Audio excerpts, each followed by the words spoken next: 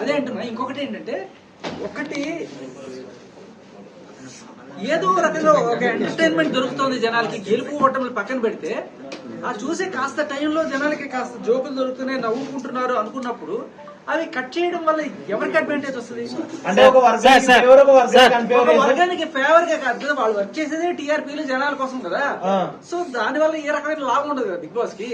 So మరి ఏ రకంగా technical fault వచ్చి మిస్ అయిందా? ఒకసారి ఫాల్ట్ వస్తుంది కానీ ప్రతిసారి ఫాల్ట్ రాదు కదన్నా. అదే నాకు ఆశ్చర్యం వేసింది. ఇంత మంచి ఇలాంటివి చాలా ఉన్నాయి, చిలిపి చిలిపి ఈవెంట్లు ఈ వారం జరిగినవి ఎక్కడ కనబడకపోగా లాస్ట్ అంటే చూపించకపోతే ఏమవుతుంది, జనాలు మీరు పార్టిసిపేట్ చేయలేదని అనుకుంటారు కదా. ఓటింగ్ శాతం కూడా తగ్గడానికి అదే కారణం. ఇప్పుడు లేకపోతే ఇప్పుడు అతను ఏదో ఆరెంజ్ తీసుకెళ్లి ఇక్కడ దాచిపెట్టాడు, ఈ పసుపు తీసుకెళ్లి ఇక్కడ దాచిపెట్టాడు, ఈ ఉప్పు తీసుకెళ్లి అక్కడ దాచిపెట్టాడు, ఇది బాగుంటుంది. కానీ దిస్ ఈస్ ఎ ప్రాంక్. చక్కగా మసి మారేడుకాయ చేసి వాళ్ళ చేత కారం చూసి తాగించడం అంటే నాకు మంచిగా అనిపించింది. ఇది ఇలాంటివి రాకపోవడానికి ఏంటి కారణం అని నాకు ఇప్పటికీ అర్థం కావట్లేదు. సార్ యష్మిక గౌడ గురించి ఒక 2 మాటలు అన్నయ్య ప్లీజ్. అన్నయ్య యష్మిక గౌడ నుంచి చెప్పండి సార్, గేమ్ ఎలా అనిపిస్తుంది? జెన్యూనా? దగ్గర నుంచి చూసా కాబట్టి, రూమ్మేట్ కాబట్టి యష్మి ప్రేరణ వీళ్ళిద్దరు కూడా ఒకే టైప్ ఆఫ్ ఇది ఉంటుంది. కాకపోతే ప్రేరణ కొంచెం తొందరగా బయటపడిపోతుంటుంది. యష్మి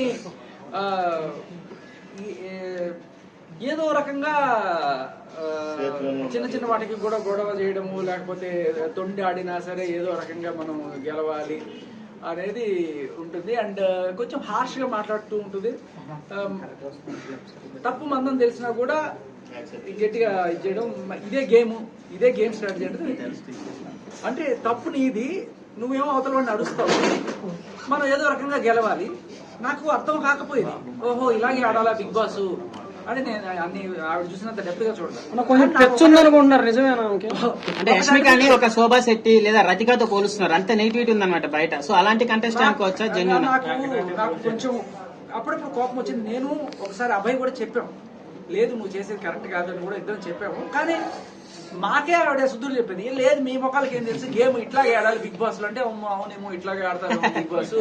కానీ నాకు ఒక్క డౌట్ అయితే కొడుతుండేది, సరే నువ్వు ఇలా ఆడి గేమ్ అయితే గెలుస్తావు, అక్కడ జనాల్లో బ్యాడ్ అయిపోతావు కదా. ఎన్నాళ్ళు నువ్వు చీఫ్ నుంచి తప్పుకొని బయటకి ఎలిమినేషన్కి వచ్చావంటే జనాలు ఇట్లా పేక మీద కాలేసి తొక్కేస్తారు కదా. సో నేను అదే చెప్పా, నువ్వు గెలుచుకోవాల్సింది గేమ్లు కాదు, జనాల గుండెలు. నువ్వు ఫస్ట్ అది ఆలోచించి అందరికీ అదే చెప్పేవాడిని. ఈ సెకండ్ నువ్వు పక్క టీం మీద ఏదో గెలిచాను అని చెప్పి హే అంటావు, ఏదో కాస్త ఫుటేజ్ కోసం ఇట్లా ఓదార్పు యాత్ర ఏమన్నా చేయొచ్చు. బట్ జనాలు కదా నువ్వు గెలవాల్సింది. సోనియా గేమ్ ఎలా ఉంటుందండి చెప్పండి? సోనియా ఎప్పుడు కూడా చాలా డల్ గా ఉంటది. ఎప్పుడు ఒక బెడ్ లో కూర్చొని ఉంటది. తను పెద్దోడు చిన్నోడు వచ్చి ప్రాబ్లమ్స్ ఏవో తెలుసుకుని అని బిగ్ బాస్ హక్కు లేకపోయిపోయినా అన్న చూసినట్టు మీకు మొగజాతి ఆనుమూత్యంగా మీరు చెప్పలేదు.